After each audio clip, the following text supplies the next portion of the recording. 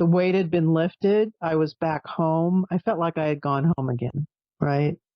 And having the diagnosis just really, really helped. And I realized at that point that I needed to focus the work that I was doing on people like me with ADHD. You're listening to the No Labels, No Limits podcast with best-selling author Sarah Box. We focus on the mantra, no labels, no limits, no excuses. And now without further ado, please welcome your commanding coach with plenty of chutzpah and heart, Sarah Box. Hey there, No Labels, No Limits podcast listeners. Welcome back. I'm Sarah Box, your host of the No Labels, No Limits podcast, where we are on a mission to help individuals, teams, and organizations think outside the box, move beyond limiting beliefs and labels, and create a profound impact in their own lives and the world around them. And today, we are super excited to introduce our guest, Shell Mendelson. Now, Shell and I have been chatting before I hit record, so I've gotten a little bit better sense about her, and I'm even more excited to be sharing her with you.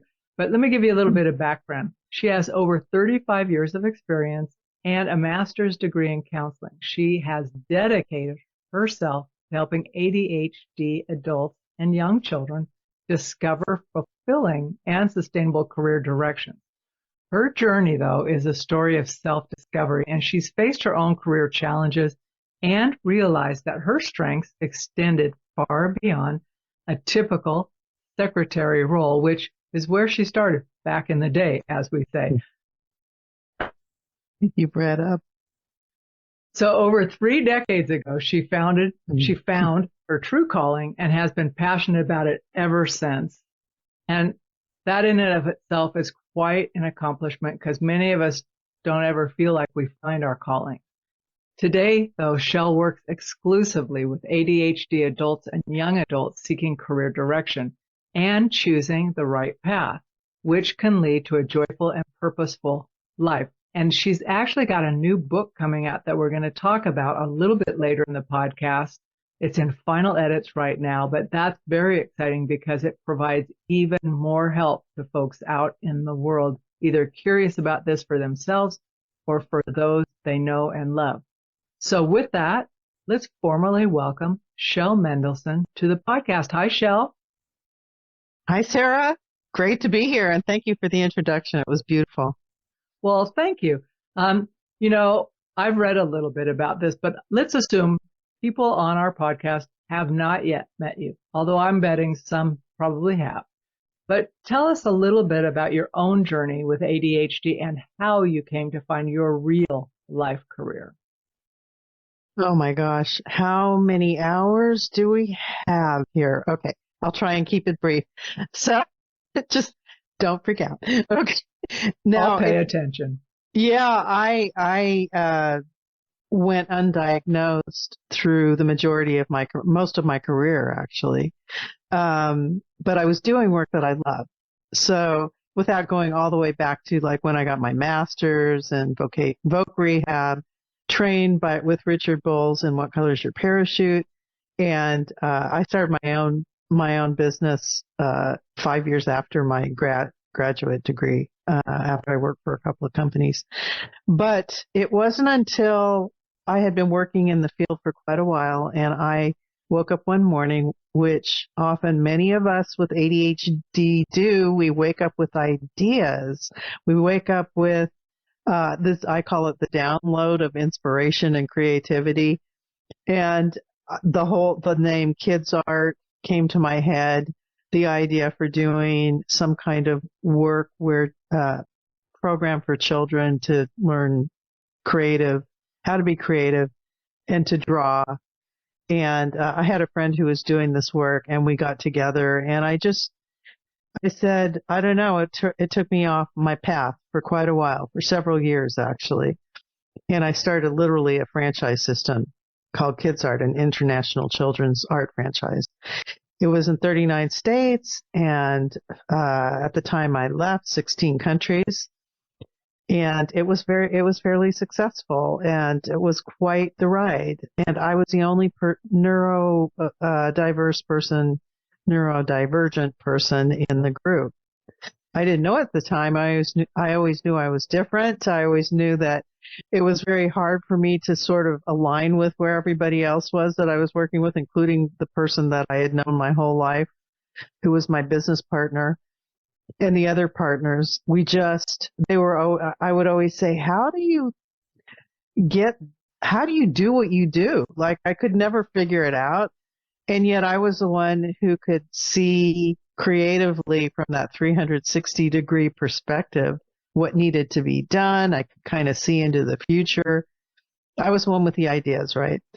But those ideas didn't always align with people, who are very neurotypical and really it has to be organized in a certain way and it has to be done in a certain way. And that was never who I was, ever.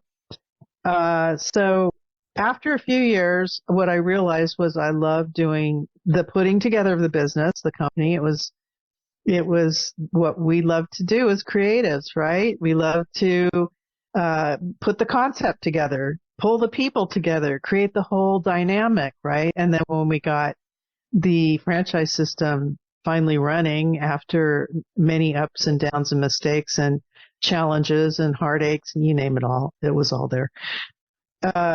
I didn't really notice it at the time. It kind of crept up on me, but I was miserable. I became miserable. I wasn't having fun. I didn't enjoy the work I was doing. I didn't enjoy the people I was working with. Nothing of it was aligning with who I am and what I love doing, which is what I always taught other people to do when I had gotten off track, because I had gotten so inspired by building this thing. But if somebody had said, look, the creator of the franchise or the business should not be the one who runs it to start out, things would have looked a lot differently, and I would have created my plan B, which I did not have. So things did not end well, although I'm profoundly happy with the business, with with all the children and even adults that we've made a difference with all over the world, literally. I mean, its impact. I just had a class yesterday with a woman who said her 21-year-old daughter took a class when she was a child, and she just realized that I was the one who founded the company, and I'm doing this, this class with her. So, yeah, I mean, it's still out there. It's now being run by one of our original franchisees who's fabulous, and I wouldn't have it any other way. But I was miserable, and things did not go well. I don't want to say how badly it ended, but let's face it, it wasn't good when you put that much time and energy into something that's your baby, and all of a sudden it breaks down that way. But I had two sets of feelings. One of them was a feeling of relief, and the other one was a feeling of anger. But the feeling of relief was pretty overpowering. And I realized, oh my gosh, when I started getting angry, I was also sad. And, I had the range of emotions that grief will take you into. But I realized that there was something off that I needed to look at. 2 years earlier, I had a friend who sent me a book on ADHD. She was a therapist, by the way, and I promptly put the book in the drawer, closed the drawer, and didn't look at it until I went directly to it when I literally went crawling to that book after the whole thing with Kids Art ended. And I put my hands on that book and I started reading it for the first time. I don't know why. Divine inspiration, you want to call it. It's just something just led me to going to that book. And when I read it, and of course, that's the epiphany I had, that I'm not alone. I'm not crazy. This is a thing. Whatever's going on with me is something that is real.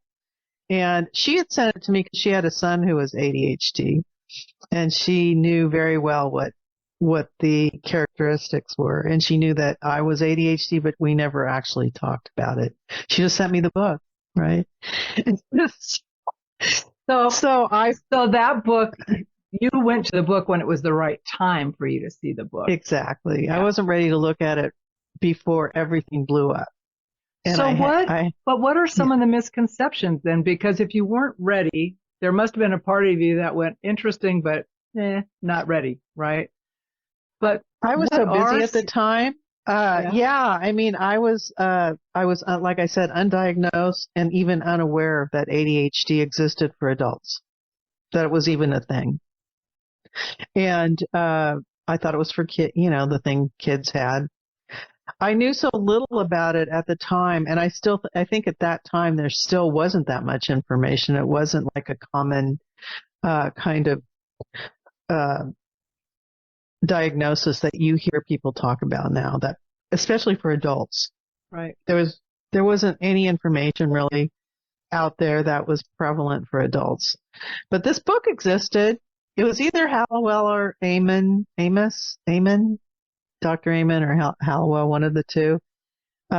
He wrote Driven to Distraction, I think. I'm not sure the name of the book. It was just by one of them, right? Okay. So I read through it, and I think it had a checklist, and I was over the top on the checklist. And I just had the epiphany, and I went and got the diagnosis, and that changed my life right then and there. It's also when I decided I was going to go back to doing what I loved. And when I did, it was a breath of fresh air. The weight had been lifted. I was back home. I felt like I had gone home again, right?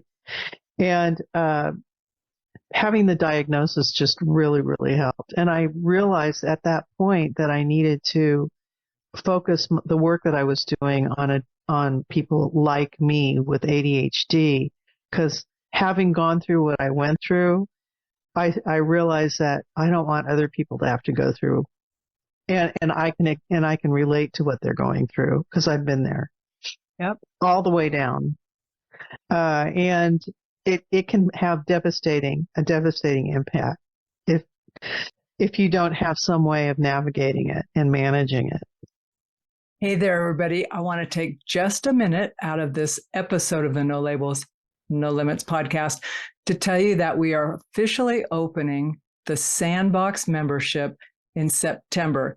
So if you're not already on our mailing list, please click the link below to either sign up for the membership or get on the waiting list for the membership. And if you click the link, you'll find more information about what's included, what our plans are, and better yet, you'll be on early enough to help decide what is most important to you to experience in the first 3 to 6 months of the membership. So don't wait.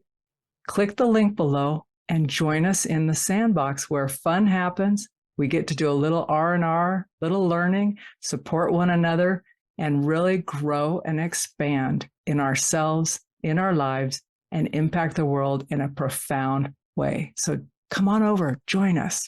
So let's talk a little bit about that. You mentioned that ADHD adult brains are interest-based. So yes. How does that unique type of wiring influence the approach to work? And what are some of the ways of leveraging that trait when it comes to career? Oh, wow. Great question. I love that question. Yeah, well, everything, it's literally the question.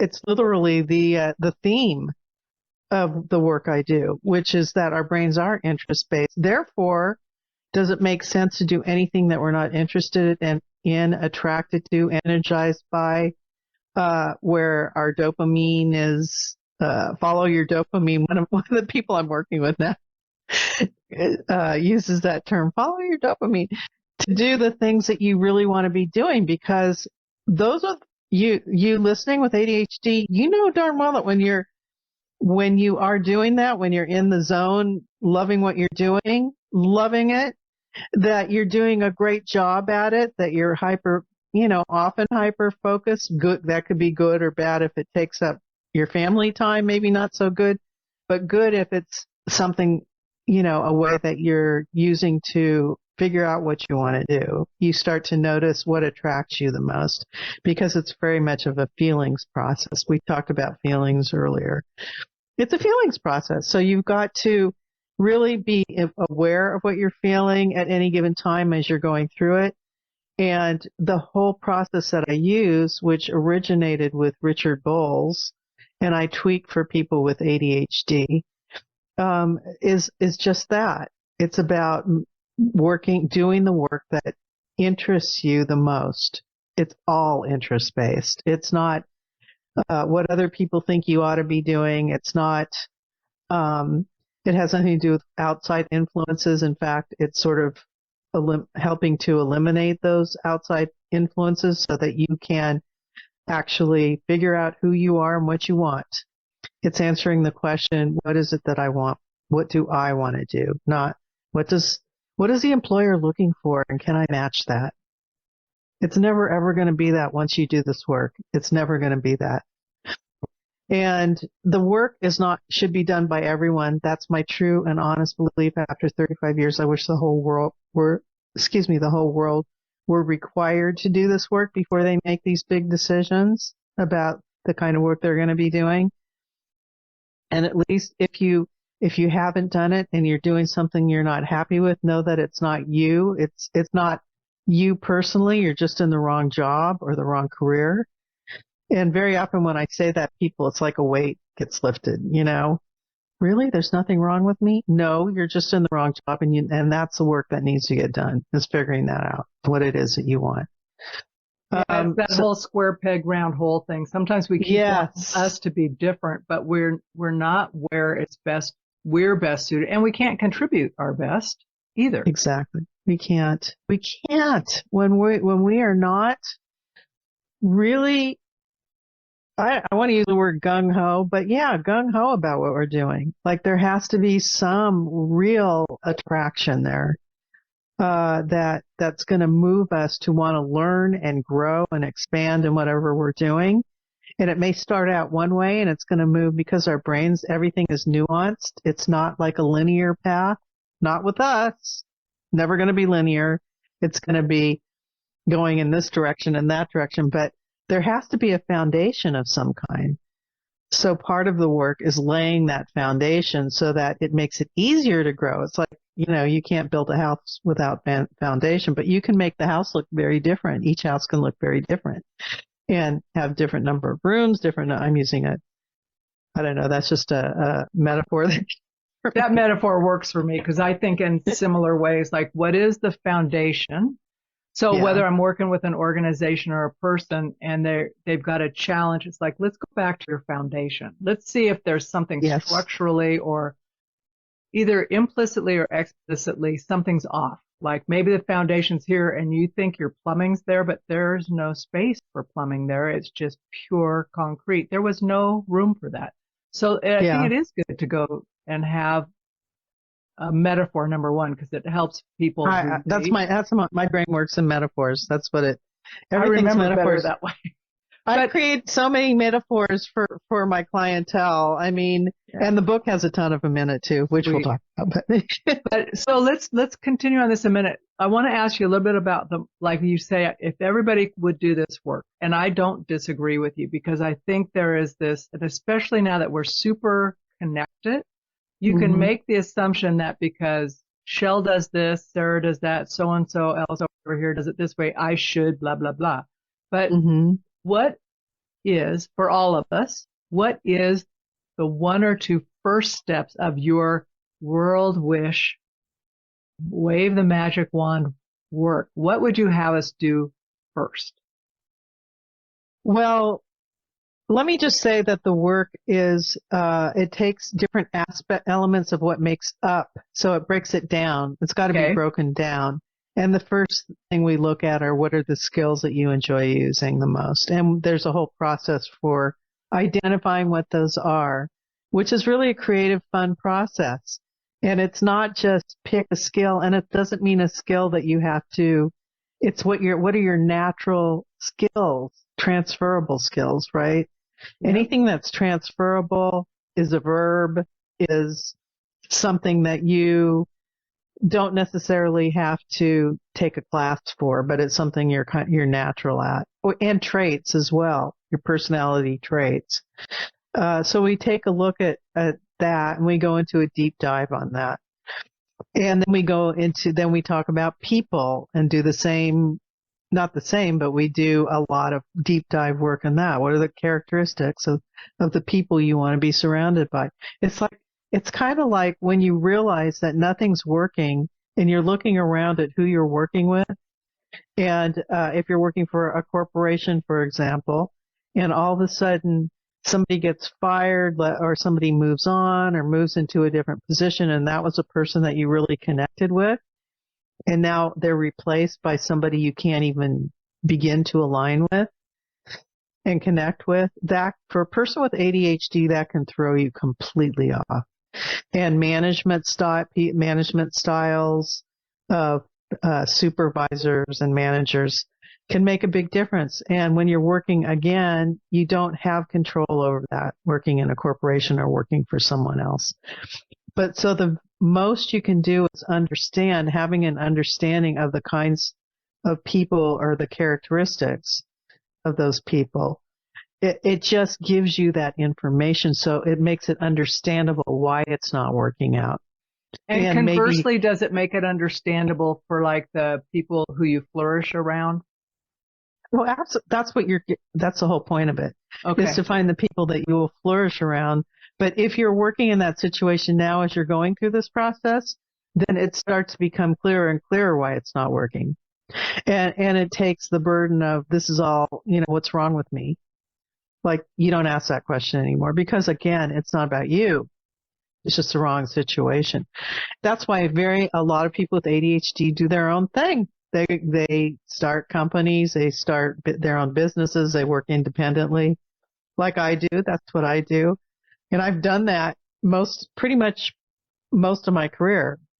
After I'd laid the foundation by working with 2 companies, and that was part of my foundation, was to learn the ropes and learn how to navigate certain things and have other peers that I was working with. Then I just got to where, no, I don't want it. My next step is to do my own thing and to have my own office, set up things the way I want it to be set up. And at the time, I was still undiagnosed, but I just knew that about me. So I was lucky. I was very lucky that I always followed my gut that way. Never looked back. Never once looked back. Can't imagine working for somebody.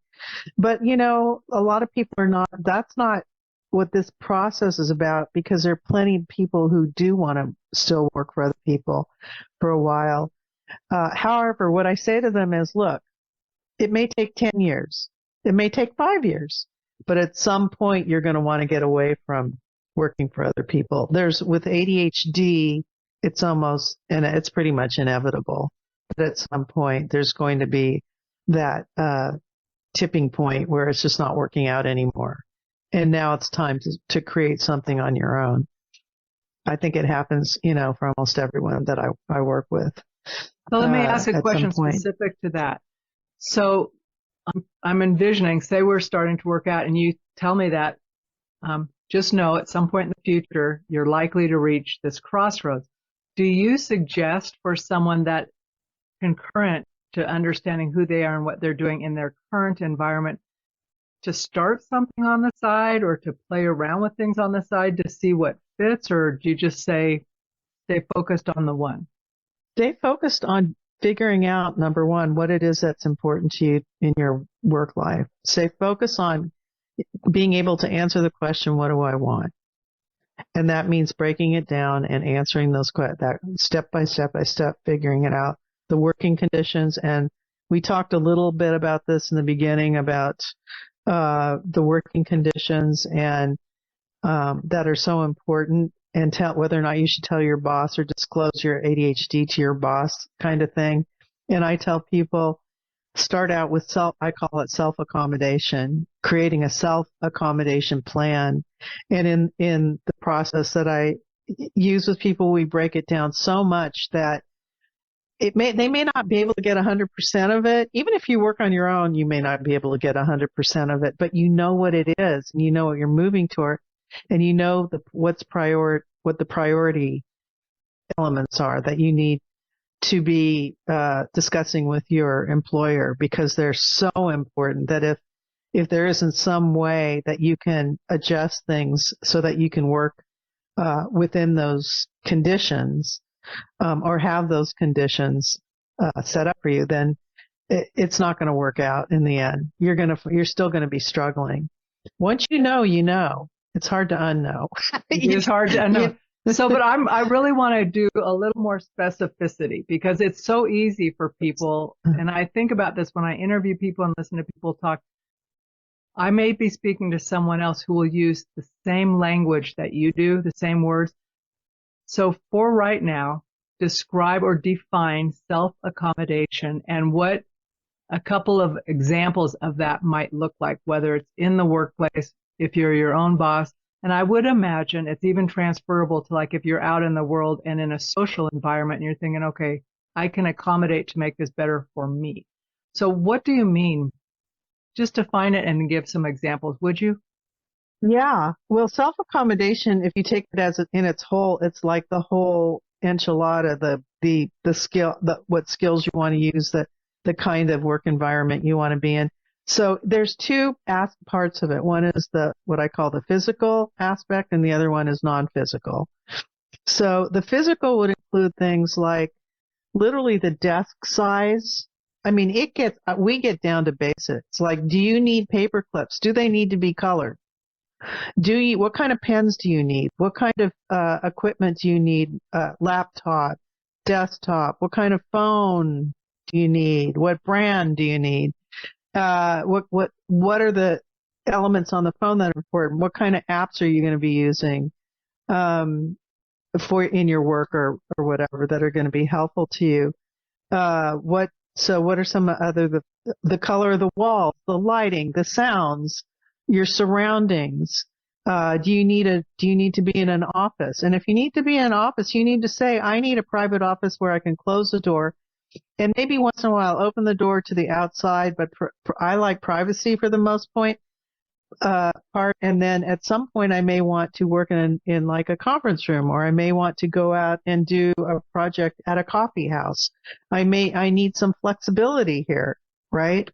What does that flexibility look like? You define it. So yes, we want to take a look at what kind of lighting we need, what kind of colors do we need to be surrounded by, like how is the air condition? Is there air conditioning? Not air conditioning? I mean, all of those things.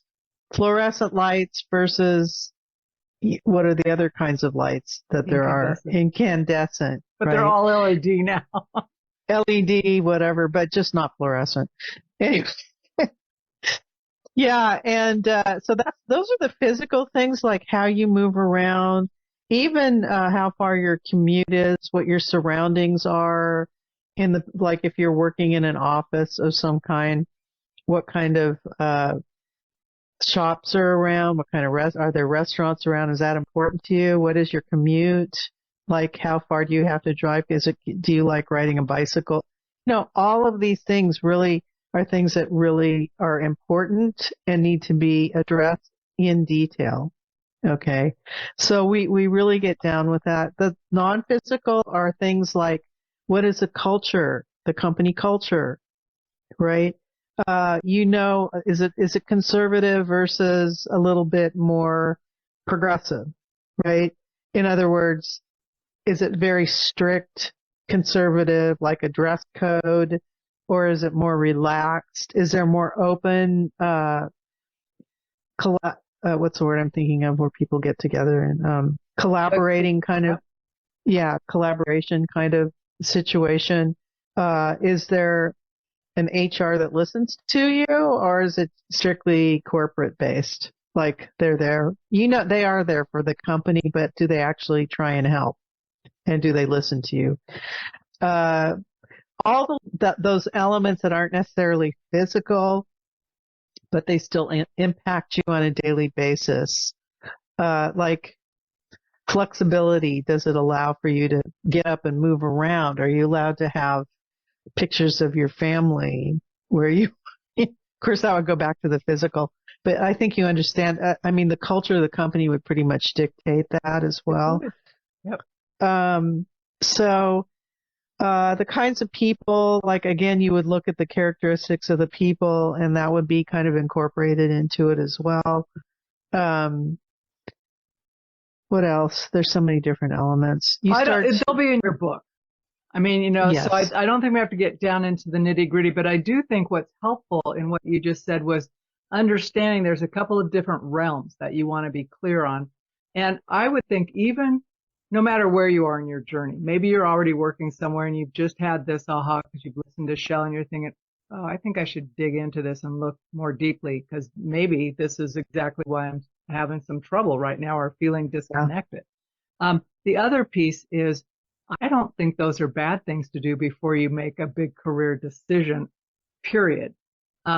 Because Exactly. understanding you're basically saying, I'm going to come and live in someone else's house.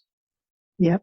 And so, I mean, it's like you do want to come in. It's not only just about you, it's about them. I mean, it's good to show up and know who you are. You don't have to say, here's my checklist of what I require. But Yeah. always Yeah. when I interviewed people, it said, there is a question phrased differently from time to time, but that's what I'm after, like trying to figure out fit, right? How do you see yourself working here? How can we best support you? If you don't know that and you have never thought about it, you'll come up with some kind of off the cuff answer. And then 6 months, maybe 2 years later, you're thinking, oh, I didn't even consider all this, right? And imagine you're the employer and you're hearing the person mostly people with off the cuff answers to things like that. Mostly people who are there to get a job, right? Because they tick the boxes. And in walks somebody who's done this work, who's very clear and can say and can ask questions. Now they have questions they can ask. They can see how they're getting responded to. They're coming in with confidence, saying, I know what I want. This is what I need in order to serve you, the employee, give the best that I can possibly be. When I have these kinds of things available to me, you're going to get the best employee ever, however you want to put it. But it's always got to be kind of phrased as a win-win situation. But that person compared to the person who might tick all the boxes, but is still coming in going, gee, I'm not, they aren't clear about all that. And it's very obvious that they haven't given those things consideration. Big difference. Well, self-awareness is a Yes. huge asset to have. And I don't know that we encourage it as much like in a business setting, but self-awareness is huge because it lets you own what encouraged, it's discouraged. Well, there are some more discouraged than encouraged. Will do it. They'll say, look, we're trying to understand ourselves as an organization, as individuals, and collectively, and how do we show up as this? So I think what you're suggesting is super important. And in addition, with the diagnosis of ADHD is a lifeline, or could be a lifeline. It's a lifeline. For people with ADHD, having that clarity, it could mean the difference between really thriving what you're doing and burning out fairly quickly, or it's a slow burn kind of burnout. But for employers, though, it's important for them to understand that rather than look for a diagnosis, look for what people need in terms of their work environment and to listen to that and to find ways to, I'll give you an example. For me, after I got my credential and my internship, my first internship was with a company, and I was trained as a vocational rehabilitation counselor. I'm sure you know what that is. And I was in the workers' comp system in California, so that was way back when voc rehab counselors were actually mandated at that time. And they hired me immediately because I went from being a fired secretary, miserable, to somebody who is now thriving and loving what I was doing. And I didn't even have to ask them for accommodation. I just said, no, I'm not going to do this. No, yes, I'll do this, but I'm going to get my work done and do it. I mean, they knew I was doing a great job for them. So they tried to accommodate me without me even asking. I just said yes and no to things. That was basically how I handled it. Oh, boundaries, no, I'm not going to. Friend. What was that? Boundaries. But it was not just that. It was more like it was a company. I worked for a corporation in the beginning, and I'm sure you're familiar with this because you work for companies, but they want you to fill out some form that has nothing to do with your work, that just tracks it's a tracking kind of form. It Yes. has nothing to do with the work you're doing. But for a person with ADHD like me, who doesn't like doing any kind of forms, let alone irrelevant ones that are not relevant to my work, I never did them. I just never did them. And I had a manager. She came into my office. I'll never forget this. And she says, "You're not doing these." I mean, she was kind of reluctant because she knew I was making them money, right? So she timidly walked in, and I said, "I'm not. Oh Yeah. well." And I never had to do them. Yeah. Never. So when I say boundaries, it's like but you're clear about, it's not like you're being just defiant. It's like it doesn't lead to anything good for the company. It's a waste. Like when you say the word relevant, Yeah. flagship word, right? It's like, is it relevant and is it Yeah. useful? So let's get back on track. It wasn't neither. It had no use. Not doing Except it. maybe for them to get for some statistical thing. I don't know. But that wasn't, as far as I was concerned, it was taking my time and it made me miserable and it would have taken me away from working with my clients and doing and I just said, no, I'm not doing it. So let's switch. I want to talk about your book. Would you be so helpful? So I don't know, hold it up. Perfect. And say the let's title. see if it should. Yeah. Yes, there we go. Can you see it? I can see it. Why don't you say the title? Adults and teens, unlock your career path. And I'll go a little bit higher here and say, can you see that? Nope, but you can. Okay, so it's a step-by-step. It's navigate your next career move step-by-step, inspired by Richard N. Bowles, author of What Color is Your Parachute? Perfect. So I give my mentor cred here. He deserves it.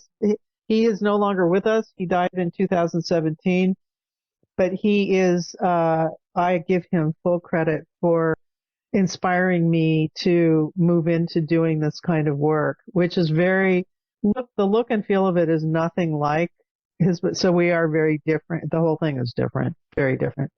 But the process is basically at its core the same. The process is at its core the same. So I buy this book and you're going to take me from A to Z on working through the foundation, the aspects that I need to know to get clear so that I can make good choices and end up and create the career path that is best for me. It's a course book that you can actually write in. So I don't call it a workbook because a workbook is like an adjunct to a bigger book. This is a course book in and of itself. Okay.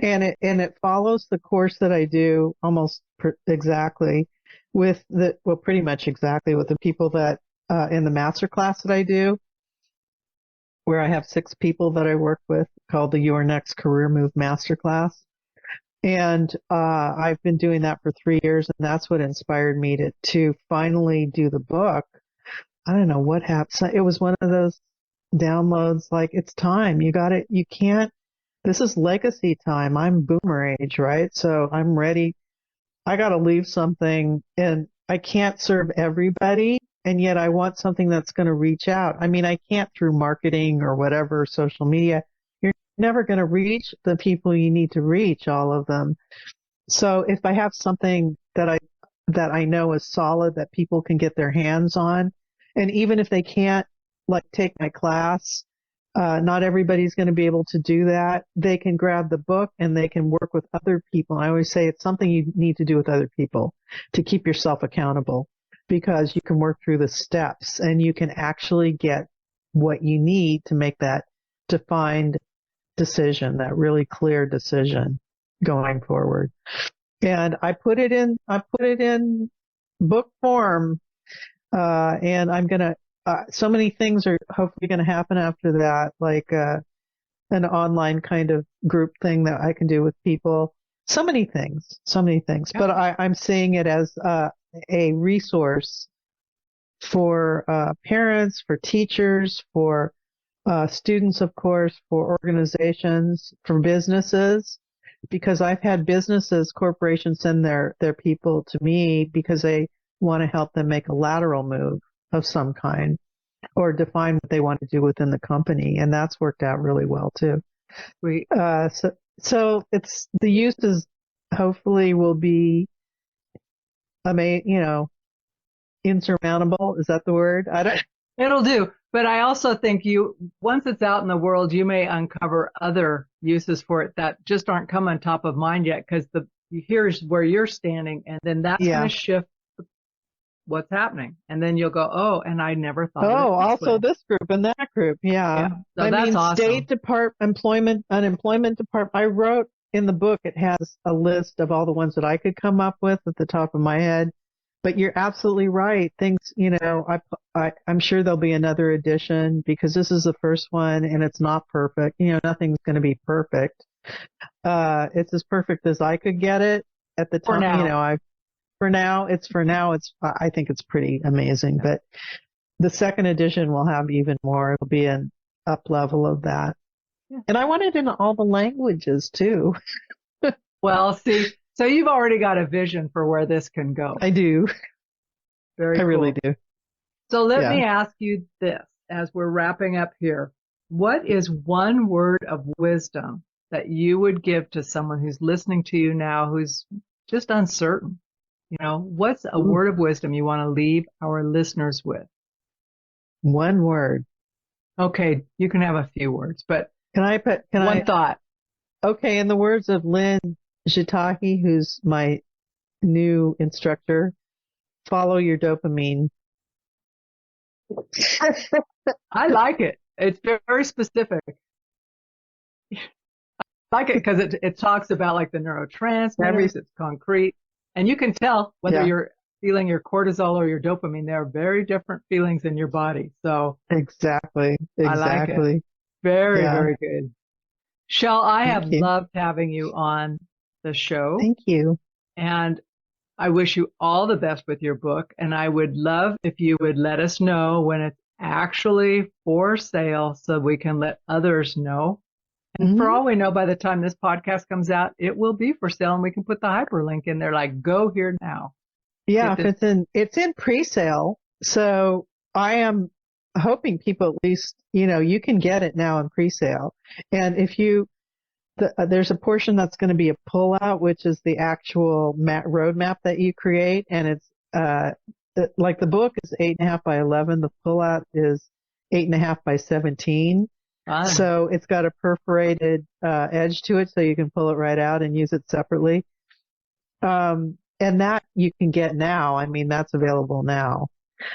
So there's my launch team is seeing little snippets of it, so people can join the launch team and get snippets. And I've got a wonderful virtual assistant who's really helping me with my organization of the whole thing. But I'm looking forward to launching probably beginning first week in January, somewhere in there, first, second week. So what we'll do, listeners, is I'm going to get the hyperlinks from Shell and her awesome VA. We'll make sure we've got the hyperlink to the pre-sale, in case it's still in pre-sale, to the book page. Oh, it is. Yeah. So that those will be in there, and then you can get directly there. Or, the old famous Google Shell Mendelson and her book, and we'll have all of that in the show notes. So go to the show notes. So I want to thank the audience for being here. This ADHD topic has come up a few times in the podcast. I'm super curious about it because I watch myself and others as we navigate life. And the more research and science that is out there, it makes things more understandable when we can understand the context and how we're showing up in it. So that's why I was excited to talk with Shell today. And we hope that you will all come back next week for another episode. In the meantime, share this episode with someone who would love it. Just like Shell got that book on ADHD 2 years before she needed it, share this episode with someone who you think, could be helpful to them.